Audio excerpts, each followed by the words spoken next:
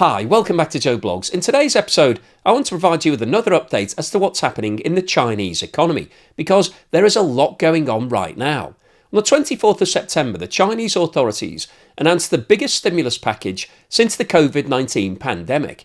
And the reason that they did that was because the economy was faltering. Over the last 6 months, we've seen a rapid slowdown, and it's unlikely that China is now going to hit its 5% GDP growth target for 2024. The latest estimates is that it might get up to 4.8%, but there's even a question mark over that. And you might be sitting there thinking, well, 4.8% growth, that seems fairly good, but not for an economy like China, which needs constant year-on-year growth. If it starts to slow down, it's going to have some serious problems because we've got a lot of debt built up in China, and also it's got 1.4 billion people to support. Now, the immediate reaction to the stimulus package was very positive, and the stock market in China went crazy. And between the 24th of September and the 8th of October, we saw a rise of almost 30%. And this was a complete change of direction for the markets, because if you've been following the channel, you'll know that I've looked at the long-term position, and over the last 3 years, the market has been on a consistent downward trend. So it looked like the Chinese authorities had fixed the problem. However, what goes up must come down. And since October the 8th, the markets have been in a downward trend. And over the course of the past 7 days, we've seen that accelerating, despite the fact that the Chinese authorities have announced additional stimulus measures. The markets aren't really buying into it. They want more detail, they want more packages, and they want more money to be injected into the economy. So in today's video, we'll go through the additional stimulus packages that have been announced by the Chinese authorities and talk about why the markets haven't received these well. They haven't moved at all in a positive direction. They've just kept going down, despite the fact that China is committing trillions of dollars of debt to boosting the economy. So we'll have a look at exactly what's going on there. We'll have a look at what's going on with the stock market right now. We'll see the dramatic rise and then the following fall, and talk about what's likely to happen during the course of the rest of this year. We'll also have a look at the latest data that's been published by China. We've got inflation data and the producer prices, which have now been published for September, and they show some very worrying trends from China's point of view. And we'll also talk about what's going on in the property sector, because a lot of the stimulus measures that have recently been announced are focused on trying to get the property sector up and running again. Developers will now find it easier to get more debt, and the local authorities are being given special bonds to be able to purchase more property. But we'll have a look at what's happening with home sales and home prices, because they're still in a downward trend, and that's obviously seriously bad news for China. And then finally today, I'll wrap up with my summary as to what I think is going on right now in China, whether or not these stimulus measures will fix the economy or if it's going to continue struggling. But before we get started on all of that, I'd like to say once again, thank you so much to everyone that's supporting the channel. If you're a long-term supporter, either through Patreon or YouTube membership or Buy Me a Coffee membership, thank you so much. I really, really appreciate your support. And if you've bought me a coffee or sent me a YouTube super thanks recently, thank you so much for the time and the effort and the generosity. It means a lot to me. As I mentioned at the start of today's video, the Chinese stock market has performed very badly over the course of the last 3.5 years. And this is in contrast to what's been happening around the rest of the world. We've seen a bull market over the last 18 months. It's been one of the best performing periods, and many stock markets are sitting at all-time highs. However, at the start of September, the Chinese stock market hit a 5-year low. And so the Chinese authorities decided that enough was enough. They needed to do something about that. And on the 24th of September, they announced the largest single stimulus package since the COVID-19 pandemic. And as a result of that, the markets bounced up dramatically. We saw growth of around 30% in a 2-week period. However, the market topped out on October the 8th, and concerns started rising that the stimulus package wasn't going to be good enough to return China to the 5% growth target. And as a result of this, the authorities were encouraged to make more announcements. In a much heralded press conference on October the 12th, Finance Minister Lan Fone said that Beijing will help local governments tackle their debt problems, offer subsidies to people with low incomes, support the property market, and replenish state banks' capital, among other measures. Now, these were all steps that investors have been urging China to take as the world's second largest economy loses momentum and struggles to overcome deflationary pressures and lift consumer confidence amid a sharp property market downturn. However, Land's omission of a dollar figure for the package made Chinese investors very nervous. And as a result of that, the stock market continued on its downward trajectory. 3 days later, on October the 15th, China announced that it's intending to raise an additional 6 trillion yuan, which is the equivalent of around 850 billion US dollars, from special treasury bonds over the next 3 years to stimulate its economy. The funds will partly be used to help local governments in China resolve their off-the-book debts, which are reported to be the equivalent of nearly 5% of China's economic output. A severe downturn in the property sector since 2021 has shrunk local government revenues, as a large portion of their income had relied on auctioning land to real estate developers. And a Chinese bond analyst said, unless the central government voluntarily increases leverage, investment will remain weak as local governments are saddled with heavy debt and corporate balance sheets are being eroded by a weak economy. And on the 17th of October, China announced that it will expand its white list of housing projects which are eligible for financing and increase bank lending for such developments to 4 trillion yuan, which is around $560 billion, by the end of 2024. The redevelopment of cities will also gather pace, with 1 million urban villages to be included in such plans. Over the last 18 months, China has implemented incremental policies to lift home buyer confidence amid concerns about persistently declining home prices, timely deliveries of homes by developers, and the status of their own jobs and income in a fragile economy. No official estimates have been released on the number of pre-sold but unfinished homes, but according to a Nomura report published in January, 20 million units were sold but not yet constructed. In January, China announced its plan for a whitelist of projects that can receive financing to ensure that developers could complete construction and deliver homes to buyers. And as of the middle of 2024, banks had approved 5,392 projects, with financing reaching nearly 1.4 trillion yuan. Now, despite all of these announcements, the stock market has continued falling. And if we change the scale of this chart and look at the position over the last 5 years, you can see that since February 2021, there's been a significant downward trend. And interestingly, the majority of the upward trend periods that have been seen have been as a result of stimulus packages announced by the Chinese authorities. But the impact of those stimulus packages tends to be short-lived. And it'll be really interesting to see whether or not the latest increase in the stock market that was seen at the end of September proves to be yet another short-lived affair. Will we see the long-term trend for the stock market in China continuing to go down as we go into the end of 2024 and the start of 2025? This chart shows the movement in the official rate of inflation in China over the past 12 months. And the problem that China has at the moment is the opposite to the rest of the world. It doesn't have enough inflation. If you look at the scale on the right-hand side of this chart, it goes from 1% positive at the top to 1% negative at the bottom. And what you can see at the start of this chart is that between October 23 and January 24, China was experiencing deflation. Prices were actually falling year on year. And by January 2024, the year-on-year movement in prices was a fall of 0.8%. So basically that means that the purchases that you were making in January 24 were almost 1% cheaper than they were in January 2023.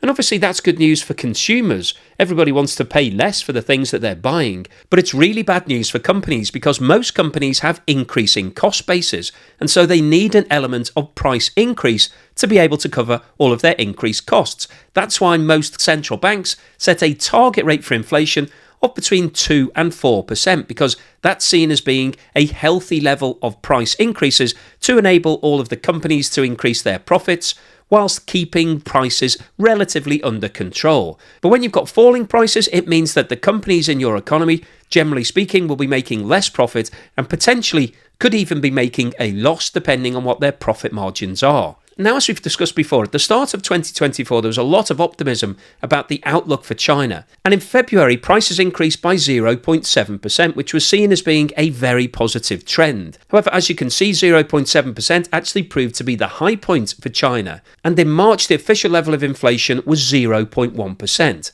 And it remained at a very low level over the next 3 months. In July, prices increased by 0.5%. and in August they were up by 0.6%. And this once again was seen as a positive development, and the Chinese authorities were hoping that inflation would continue rising. However, the official figures for September show that inflation has now fallen back down to 0.4%. And 0.4% growth is still a major problem for Chinese companies because their costs are rising above that level. This chart shows the year-on-year movement in producer prices, also called factory gate prices, over the past 12 months. And the scale on the right-hand side of this chart goes from 0% at the top to minus 3.2% at the bottom. And what you can see here is that in every single one of the past 12 months, producer prices have been falling. So that basically means the price of goods as they're leaving Chinese factories is going down. And as we've just discussed, that's a major problem for Chinese businesses because their costs are going up. A lot of Chinese businesses have to buy things from overseas, commodities that they then use in their manufacturing process. And because of the inflation that we've seen all around the world, commodity prices on average have been going up. So Chinese companies are facing a nightmare situation where their costs are rising, but their sales prices are falling. And if we look at what's been happening specifically over the past 3 months, in July 24, the year-on-year movement in producer prices was a fall of 0.8%. In August, that increased to 1.8%, and the latest figures for September 24 show that producer prices have fallen over the past 12 months by 2.8%. So basically, that means that the sales price that all the companies are achieving is down by 2.8%. But on average, if your costs are going up by 2 or 3 or 5%, that basically then means that you're incurring huge losses. And it's estimated that at the moment, up to 40% of all companies in China may be banking losses. And that's not a sustainable position because you're having to use all of your available cash flow just to fund your business. And every time you make a sale, you're banking a loss. This chart shows the year-on-year movement in new house prices in China. And the scale on the right-hand side of this chart goes from 0% at the top to minus 6% at the bottom. And what you can see from this chart is that in every single one of the past 12 months, new house prices have fallen. In September and October 23, new house prices were down by 0.1%. The fall increased to 0.2% in November, 0.4% in December, 0.7% in January, 1.4% in February, 2.2% in March, 3.1% in April, 3.9% in May, 4.5% in June, 4.9% in July, and the latest figures for August 24 show that year-on-year house prices are down by 5.3%. And this is an absolute disaster for a number of reasons. Firstly, the property developers' costs have been going up for exactly the same reason as we've just discussed for Chinese companies. They're having to buy products from overseas, commodities. The price of those commodities has been going up, and they're also having to pay higher wages. So when you've got rising costs and falling prices, that's going to bite into your profits if you're making any, or increase your losses. But the other important factor to note here is that when prices are falling, people lose confidence in the market. If you're constantly being hit with special offers and promotions and seeing the price of property falling on a monthly basis, you're unlikely to want to dive into the market and buy immediately because you know that if you wait another 3 months or 6 months, that property will be even cheaper. So the fact that new house prices have been falling has been warning people in China not to buy. And that's one of the problems that the Chinese authorities are facing right now. There's a complete loss of confidence in the market. 2 or 3 years ago, prices were constantly going up, and people were literally queuing around the block to sign up to buy off-plan properties, to sign up and pay for properties that haven't even been constructed yet. However, when the property prices are going down, the opposite occurs. People don't want to buy into property, and because they're seeing house prices going down, they've lost that never-ending confidence in the market. For 20 years, it was a no-lose gamble. You bought property, it increased in value, and therefore you felt more wealthy. Now the opposite is happening. If you buy property, it's likely to fall in value, and you'll feel less wealthy. And that's a real problem in terms of trying to get the market kick-started. This chart shows the year-on-year movement in new home sales over the last 12 months, and the scale on the right-hand side of this chart goes from 0% at the top to minus 65% at the bottom. And as you can see, over the last 12 months, new home sales have fallen in every single month. There has been a year-on-year fall as a result of that loss of confidence. And if we look at what's been happening specifically over the past 3 months, in June the year-on-year fall was 17%, in July it increased to 19.7%, and in August it was down by 26.8%. Now that is an absolute crash in anybody's terminology. However, if we widen the scale of this chart to show what's been happening over the past 3 years, you can see that the year-on-year movement in August 2023, so the year previous, was a fall of 33.9%. And the fall of 26.8% in August 24 is measured against that lower figure for August 23. So we've got a compounding issue here. We've got 2 years worth of falls. But actually, if we wind the clock back and have a look at what was happening in August 2022, there was also a year-on-year fall of 32.9%. So cumulatively over the past 3 years, there has been a complete collapse in property sales. And this is one of the reasons why China is really struggling to be able to sort things out, despite the fact that they've announced all these stimulus packages and said that there'll be lots of debt available to property developers to be able to complete all of those 20 million unfinished builds. Chinese consumers don't have any confidence in the market as a result of what's been happening. There's been falling sales and falling prices, and anybody who invested their life savings into Chinese property over the last few years will be sitting on a huge loss. And it's really difficult to be able to persuade people to start buying again when the market looks like this. So what's the summary and conclusion today? Well, I wanted to post this video because I think what's happening in the Chinese economy is clearly really interesting at the moment, but also it's really important for the global economy because China is the second largest economy in the world and it's a huge manufacturer. It produces lots of things that are sold all around the globe. And so what's happening in China is really important for all of us. And what we've seen in today's video is that the Chinese authorities have acknowledged that there are major problems in its economy right now. That's why they published the huge stimulus package on the 24th of September to try to get things kick-started again. And the immediate reaction to that was very positive. We saw the stock market bouncing up in a fashion that we haven't seen for years in China. And everybody thought that China had now turned the corner and it was on the road to recovery. However, unfortunately, the feel-good factor only lasted for a couple of weeks. And over the past week or so, we have seen the markets moving into a significant downward trend. And that's despite the fact that the Chinese authorities have made more announcements. But the problem with the follow-on announcements was that there was very little detail involved. The original package laid out exactly what was going to happen, so the market could digest the information and work out what they thought the impetus would be in terms of the economy. However, in the follow-up announcements on the 12th of October, the Chinese authorities didn't provide any information. They didn't give a detailed breakdown of what support was going to look like. And the markets got spooked by that, and we saw the shares coming down. Now, since that time, the authorities have announced that they're going to give another shot in the arm to the property sector. So they've increased the white label program, whereby lots of developers can borrow money to finish off all of those apartments that they haven't constructed. And it's estimated that there are around 20 million apartments that have been pre-sold that have not been constructed yet. So that's 20 million families who've taken on mortgages in a lot of cases that don't have any property to show for it. And clearly that is not a great sign for the authorities in terms of boosting the confidence in the property market. They want people to start buying property again. But if there's 20 million families who are sitting there who've spent the money and don't have anything to show for it, it's unlikely that they're going to be encouraging anybody else to do the same.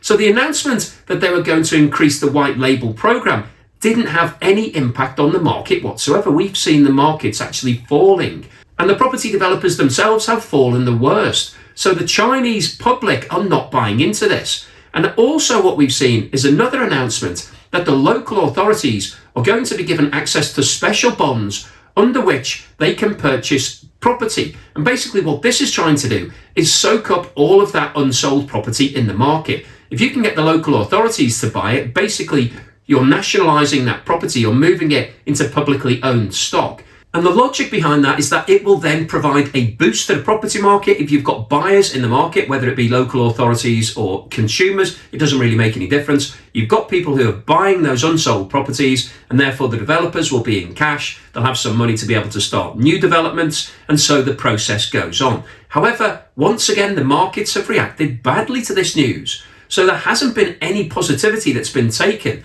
And what that tells us is that people are very concerned at the moment about what's happening in the Chinese economy. And I think one of the reasons why there's a high degree of skepticism at the moment is that most of these packages are being fueled by debt. The authorities are saying we'll just provide more and more debt to get things moving again.